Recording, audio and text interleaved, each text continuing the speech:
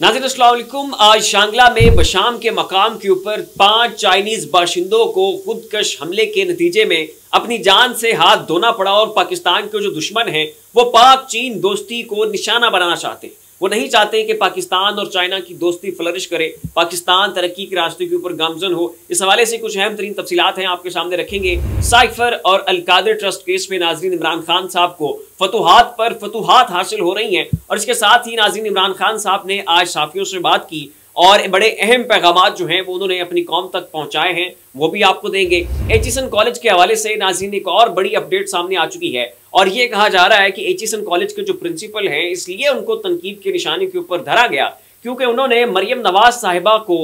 अपने कॉलेज में आने से रोका था और इसके साथ ही उन्होंने इमरान खान के हक में वहां पर नारे लगवाए थे और वो तमाम तर मलबा जो है वो एचिसन के प्रिंसिपल के ऊपर डाल के उनको जो है नाज़रीन इस वक्त तनकीद के ऊपर धर लिया गया है। इस हवाले से भी कुछ डिटेल्स हैं आपको देंगे और गजा के मामले के ऊपर नाज़रीन एक बड़ी अहम पेशरफ्त हो चुकी है। अक़वाम मुत्तहिदा में जंगबंदी के लिए एक करारदाद को मुत्तफ़िका तौर पर मंजूर कर लिया गया है। अमेरिका ने भी उससे वीटो नहीं किया और अब नाज़रीन मामला जो है हमें जंगबंदी की जानिब जाता हुआ दिखाई दे रहा है। उसकी डिटेल्स भी अपने आज के इस व्लॉग में शामिल करेंगे, लेकिन उससे पहले आपसे रिक्वेस्ट है इस चैनल को सब्सक्राइब करें, साथ जो बेल आइकन है उसके ऊपर भी जरूर क्लिक कीजिएगा ताकि वो तमाम तर खबरें जिनकी कवरेज मेन स्ट्रीम मीडिया के ऊपर नहीं हो रही है वो आपको इस एक प्लेटफॉर्म के ऊपर मिल सके। तो नाज़रीन आज शांगला में बशाम के मकाम के ऊपर 5 चाइनीज जो हैं अब वो इस्लामाबाद से कोहिस्तान जा रहे थे और वहां पर उन्होंने एक प्रोजेक्ट का मुआयना करना था कि रास्ते में उनकी जानिब एक गाड़ी जो है वो आ रही थी और उस गाड़ी के अंदर खुदकश बमबार भी बैठा हुआ था। गाड़ी जो है वो भी असले से और बारूद से भरी हुई थी और उस गाड़ी ने उनकी गाड़ी के करीब जाकर अपने आप को उस गाड़ी सवार ने खुदकश जो जैकेट उसने पहनी हुई थी उसने अपने आप को उड़ा दिया और वहां पर जो 5 चाइनीज और एक पाकिस्तानी ड्राइवर जो हैं वो मौके पर दम तोड़ गए। उसके बाद डीआईजी जो मालाकंड है वो वहां पर मौके के ऊपर पहुंचे, पूरे इलाके को जो है वो उन्होंने कवर कर लिया और वहां पर जख्मियों को फौरी तिब्बी इमदाद देने की कोशिश की, लेकिन वो जहां पर नहीं हो सके। तो इस वक्त नाज़रीन पाकिस्तान में जो दहशतगर्दी की कार्रवाइयां हैं इनमें मुसलसल इजाफा देखने को मिल रहा है और गुज़श्ता चंद एक माह से इस तरह के वाकयात में मुसलसल जो है ना एक इजाफा है जो देखने को नजर आ रहा है और दुश्मन जो है पाकिस्तान के वो नहीं चाहते कि पाकिस्तान में स्टेबिलिटी हो, इकोनॉमिक स्टेबिलिटी हो और पॉलिटिकल पोलराइजेशन पहले ही बहुत ज़्यादा है और ये नहीं चाहते कि पाकिस्तान की चाइना के साथ जो दोस्ती है वो भी फ्लरिश करे और पाकिस्तान में जो ओवरसीज़ है उनको निशाना बनाया जा रहा है, पाकिस्तान की सिक्योरिटी फोर्सेस को निशाना बनाया जा रहा है और ओवरसीज़ में ख़ास तौर पर चाइनीज़ को जो है वो टारगेट किया जा रहा है क्योंकि दुश्मन ये समझता है कि पाकिस्तान की तरक्की का जो रोड मैप है वो चाइना के साथ लिंक है, वो सी पैक के साथ लिंक है, वो बेल्ट एंड रोड इनिशिएटिव के साथ लिंक है और पाकिस्तान और चाइना की जो दोस्ती है वो शहद से मीठी है, वो हिमालय से ऊंची है और वो समंदर से गहरी है और जब तक इसको नहीं तोड़ेंगे, जब तक चाइना और पाकिस्तान के दरमियान एक खलीज पैदा नहीं होगी तब तक जो है वो आप पाकिस्तान को अलग करके और तनहा करके नहीं मार सकते। तो इसी अपने एजेंडे के ऊपर जो है वो कारबंद है।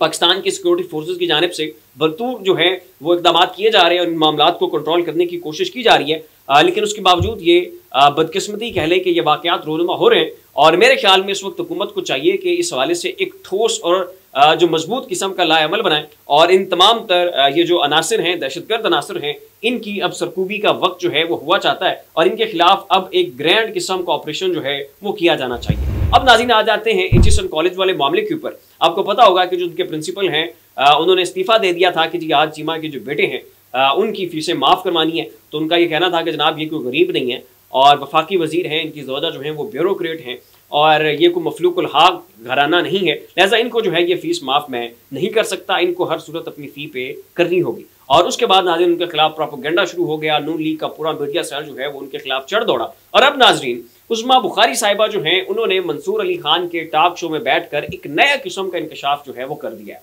और उनका ये कहना है कि इन्होंने मरियम नवाज साहिबा को बुलाया था एचिसन की जो एक तकरीब थी उसमें और मरियम नवाज साहिबा कुछ खास अपनी मसरूफियात की वजह से उस तकरीब में शिरकत नहीं कर सकी थी, लेकिन इन्हीं प्रिंसिपल ने और अपने साथ कुछ दोस्तों को साथ मिला के इन्होंने ये शोशा छोड़ दिया कि जनाब मरियम नवाज साहिबा को इसलिए नहीं बुलाया गया क्योंकि उनके आने से बड़ी बदमज़गी बननी थी, लोग उनको पसंद नहीं करते, स्टूडेंट्स उनको पसंद नहीं करते, तो जनाब हमारे कॉलेज का जो डेकोरम है ना वो सारा ख़राब होना था। तो ये जो शोशा है उस्मा बुखारी साहिबा के बकौल ये जनाब जो थॉमसन साहब हैं जो कि प्रिंसिपल थे एचिसन के, उन्होंने अपने दोस्तों के साथ मिलकर छोड़ा। उसके बाद इन्होंने दूसरा इल्ज़ाम उनके ऊपर ये लगाया कि वहाँ पर जो इमरान खान के नाम के नारे लगे थे और वो जो सारा प्रोपेगेंडा झूठा किया गया था कि जी इमरान खान हो रही है, उसके पीछे भी यही प्रिंसिपल जो हैं वो मुलविस हैं और ये तमाम तर मामला जो हैं ये वहां से बैठकर एग्जीक्यूट कर रहे थे, जिसके जवाब में मंसूर अली खान साहब मुसलसल कहते रहे कि आपको हकायक का अंदाजा नहीं है, आपको नहीं पता है, मुझे ये मेरी चीजें इल्म में है। और प्रिंसिपल साहब इन तमाम मामला में इन्वॉल्व नहीं थे,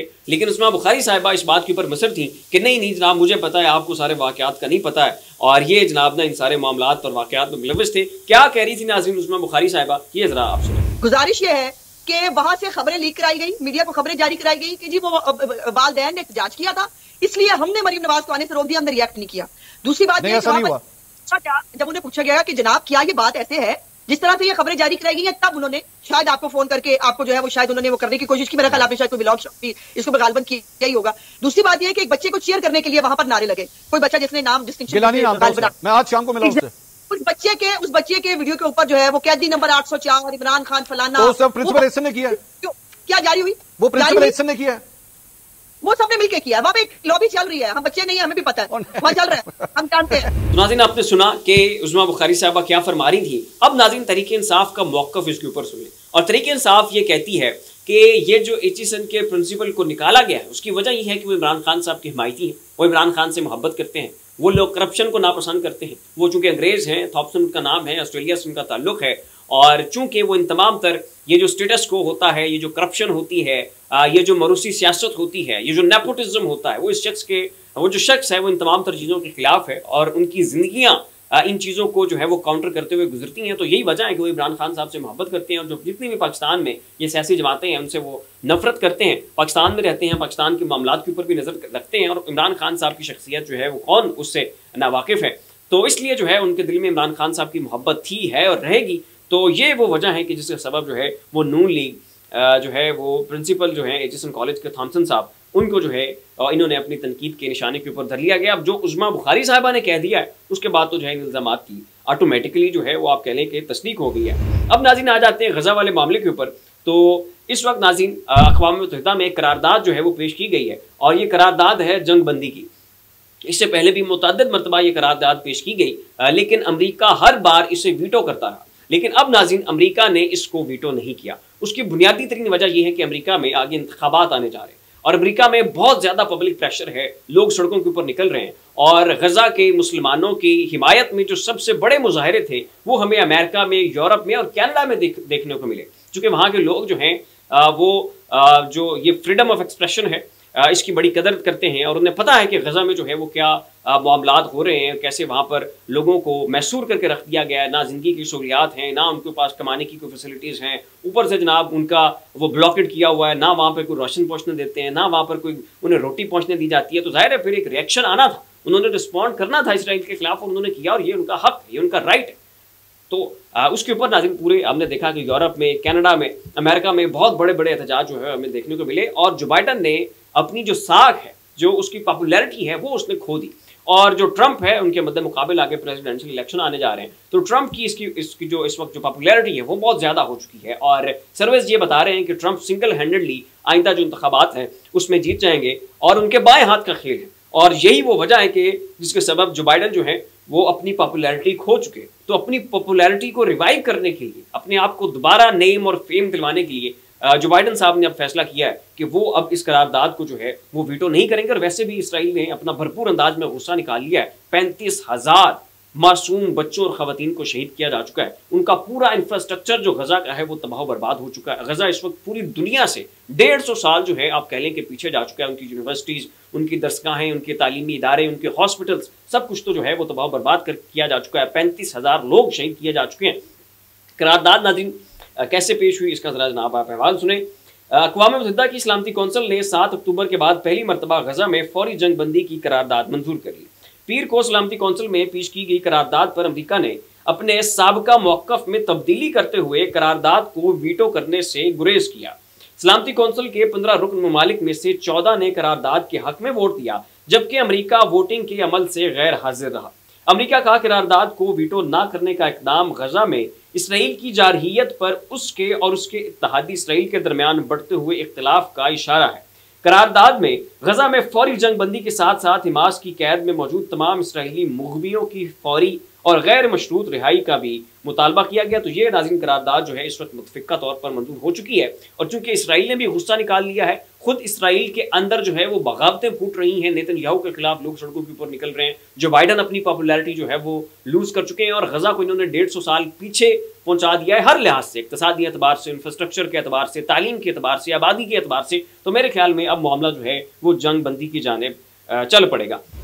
अब नाज़रीन आ जाते हैं साइफर केस के मामले के ऊपर। तो गुज़श्ता रोज़ जो है वो साइफर केस की समाअत हुई थी, आज भी समाअत थी, लेकिन इसको जो है वो मुलतवी कर दिया गया। और गुज़श्ता रोज़ नाज़रीन जजेस ने लताड़ के रख दिया और उनका ये कहना था कि जो साइफर है उसका मतन तो आपके पास मौजूद नहीं है, उसका रिकॉर्ड आपके पास मौजूद नहीं है, आपको ये नहीं पता है कि उस साइफर के अंदर दर्ज मतन एग्जैक्टली है क्या, तो आप कैसे इमरान खान के खिलाफ जो इतना बड़ा केस बिल्ड कर सकते हैं। और नाज़रीन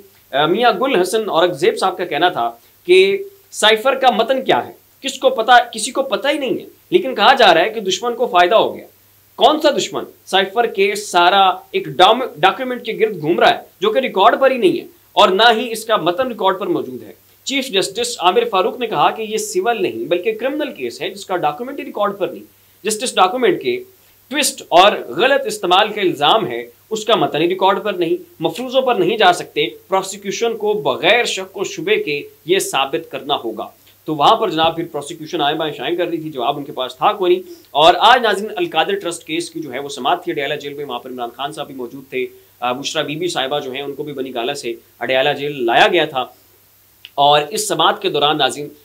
एक तो मामला जो है वो बड़ा स्मूथली चले और मामला हमें इमरान खान साहब के हक में जाता हुआ दिखाई दिया। और उसके बाद इमरान खान साहब ने सहाफ़ियों से गुफ्तगू करते हुए ये कहा कि फाइज़ साहब को चाहिए कि जो 9 मई के वाक़यात हैं उनके ऊपर जुडिशल कमीशन जो है वो कायम करे और इसकी जो है वो शफाफ तहकीकात होनी चाहिए। तहरीक इंसाफ के खिलाफ ये पूरा एक प्लांटेड शो था। कैमरों की रिकॉर्डिंग्स जो हैं वो फाइज़ साहब को चाहिए कि मेक श्योर करें कि कैमरों की जो रिकॉर्डिंग्स हैं वो सब कुछ जो है वो आप तक पहुँचे और आप जो है वो एक हतमी राय तक पहुँच सके और तहरीक इंसाफ को जो है आप इंसाफ दिलवाएं। और ये देखें कि 9 मई का बेनिफिशरी कौन था और वो इस वक्त इक़्तिदार में है और आप उनसे कभी भी ये तवक्को नहीं कर सकते हैं कि वो इस मामले के ऊपर अनबायस्ड जो है वो अपनी राय दें, क्योंकि उनका ही जो है